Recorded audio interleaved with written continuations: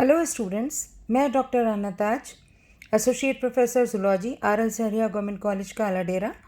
हम आपका BSc part 1 का फर्स्ट पेपर पिछले दिनों से कवर करते रहे हैं और इसी क्रम में आज जो हम टॉपिक ले रहे हैं वो संघ मोलस्का के लक्षण एवं उसका वर्गीकरण।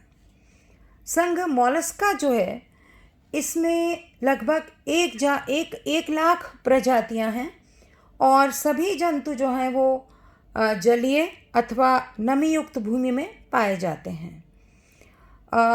मोलस्का का अध्ययन यानी कि संघ मोलस्का के सदस्यों का अध्ययन, मोलस्क्स का अध्ययन मैलेकोलॉजी कहलाता है। जैसा कि हम जानते हैं इसके अधिकांश सदस्य बाह्य कंकाल जो कवच के रूप में होता है उससे ढके रहते हैं, तो शेल्स का या बाह्य कवच का जो अध्ययन है वो कॉन्कोलॉजी कहलाता है। मोलस्का में शरीर संगठन का स्तर जो है वो ऊतक तंत्र कोटि का होता है, त्रिजनन स्तरीय होते हैं, सीलोमेट्स होते हैं और शरीर अखंडित अनसेगमेंटेड होता है, द्विपार्श्व सममितीय होते हैं या फिर असममितीय होते हैं। बाह्य कंकाल उपस्थित होता है, कुछ में अंतःकंकाल पाया जाता है। शरीर सिर, मेंटल, पाद एवं अंतरंग पुंज में विभाजित रहता है। पाचन तंत्र पूर्ण तथा पाचन ग्रंथियां जो हैं वो लिवर या हिपेटोपैनक्रियाज होती हैं। इनमें मुख में विशेष तंत्र अधिकांश में रेड्यूला पाया जाता है। परिसंचरण तंत्र बंद प्रकार का होता है। रुधिर में अमीबॉइड कोशिकाएं पाई जाती हैं। इनमें रेस्पिरेटरी पिगमेंट जो है या श्वसन वर्णक जो है उसमें कॉपर पाया जाता है और इस वर्णक को हम हीमोसाइनिन कहते हैं। श्वसन के लिए गिल अथवा फुफ्फुस या फिर दोनों ही पाए जाते हैं। उत्सर्जन के लिए इनमें मेटानेफ्रीडिया या फिर किडनीज वृक्क पाए जाते हैं।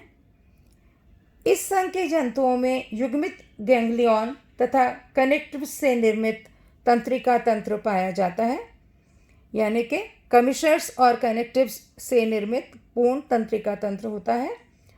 सेंस ऑर्गन्स या संवेदांग जो हैं वो टेंटिकल्स, स्पर्शक, नेत्र या आइज और स्टेटोसिस्ट होता है।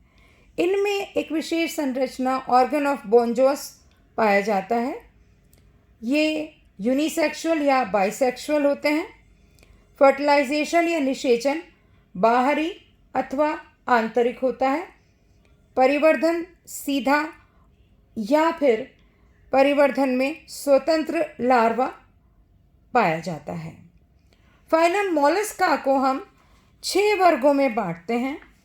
पहला वर्ग है मोनोप्लैकोफोरा, जिसका उदाहरण है नियोपिलाइना, यानी कि एक प्लेट धारक जंतु होते हैं ये।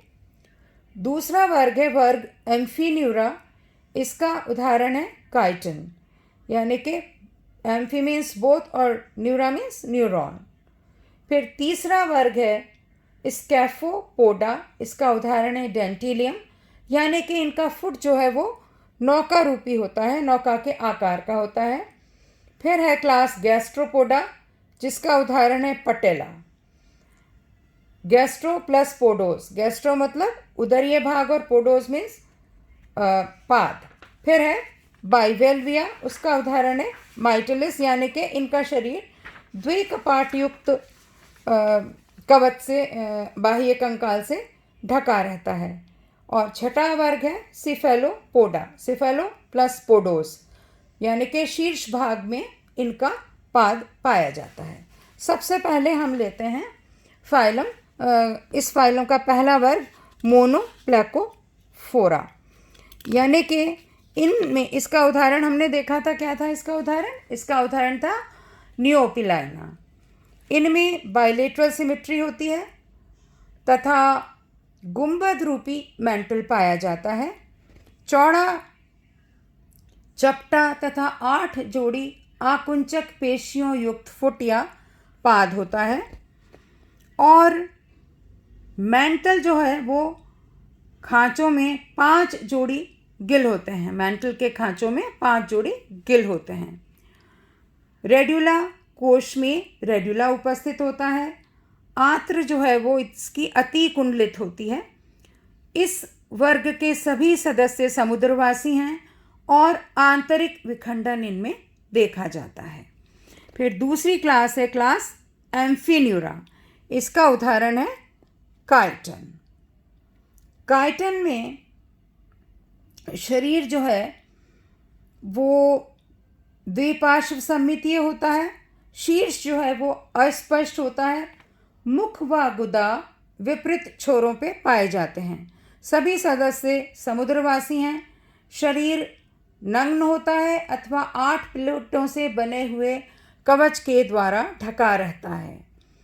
श्वसन या रेस्पिरेशन जो है वो गिल्स के माध्यम से होता है, क्लोम के माध्यम से होता है। रेड्यूला पाया जाता है। पाद जो है वो अधर्य या वेंट्रल होता है। चपटा, बड़ा और पेशीय होता है, मस्कुलर होता है। फर्टिलाइजेशन या निषेचन बाह्य होता है और परिवर्धन इनडायरेक्ट अप्रत्यक्ष होता है। ट्रोकोफोर लार्वा इनमें पाया जाता है। फिर तीसरा वर्ग है क्लास स्कैफोपोडा। इसका उदाहरण है डेंटिलियम। इनमें शरीर एक नली आकार कवच के अंदर जो दोनों ओर से खुला होता है पाया जाता है, रहता है। सिर का अभाव, स्पर्शक युक्त मुख व नेत्रों का अभाव होता है, यानी कि स्पर्शक युक्त मुख तो होता है लेकिन नेत्र जो है वो नहीं होते। पाद जो है वो कोनिकल होता है, शंक्वाकार होता है। रेड्यूला पाया जाता है एवं गिल्स अनुपस्थित होते हैं। लार्वा जो है वो ट्रोकोफोर लार्वा इनमें मिलता है, यानी कि परिवर्धन अप्रत्यक्ष है और ये सभी सदस्य इस वर्ग के समुद्रवासी होते हैं। फिर है क्लास गैस्ट्रोपोडा। इसका उदाहरण है पाइला, साइपीरिया। इन्हें आम भाषा में स्नेल्स या स्लग्स कहा जाता है। अधिकांश समुद्रवासी होते हैं।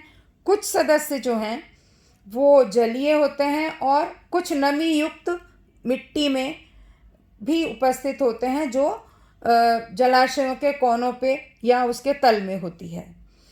पाद बड़ा होता है और चपटा होता है। शरीर में ऐंठन या टॉर्शन पाया जाता है। अधिकांश सदस्य जो हैं वो कवच युक्त होते हैं जो एक वॉल्वी और प्रायः कुंडलित होता है, यानी कि ये समिति जो है इनकी वो द्विपार्श्व नहीं होके असमितीय हो गए। फिर है क्लास बाइवेल्विया, जिसका उदाहरण है माइटिलस। इनका शरीर एक द्विकपाटीय कवच से ढका रहता है। अधिकतर सदस्य जो हैं वो समुद्रवासी होते हैं और शीर्ष पर टेंटिकल्स, आइज यानी कि नेत्र, जबड़े, जॉज एवं रेड्यूला का अभाव होता है। पाद जो है वो मस्कुलर तथा फरसे के आकार का होता है। इनमें पोषण में फिल्टर फीडिंग पाई जाती है। परिवर्धन अप्रत्यक्ष होता है और ट्रोकोफोर लार्वा जो है वो पाया जाता है। फिर छठी क्लास है लास्ट इसकी सिफेलोपोडा या साइफोनोपोडा कहते हैं। इसका उदाहरण है सीपिया और लॉलिगो। शरीर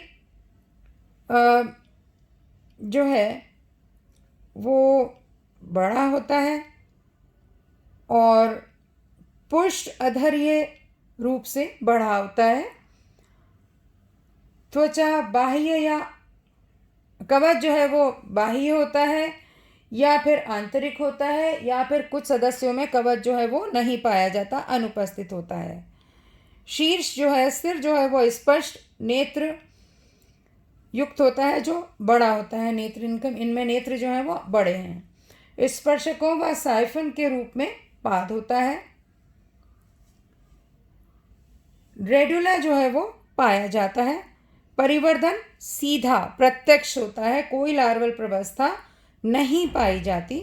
सभी सदस्य समुद्रवासी होते हैं और फ्री लिविंग, फ्री स्विमिंग, मुक्त पलावी होते हैं। तो ये था हमारा क्लास फाइलम मोलस्का का वर्गीकरण। Thank you.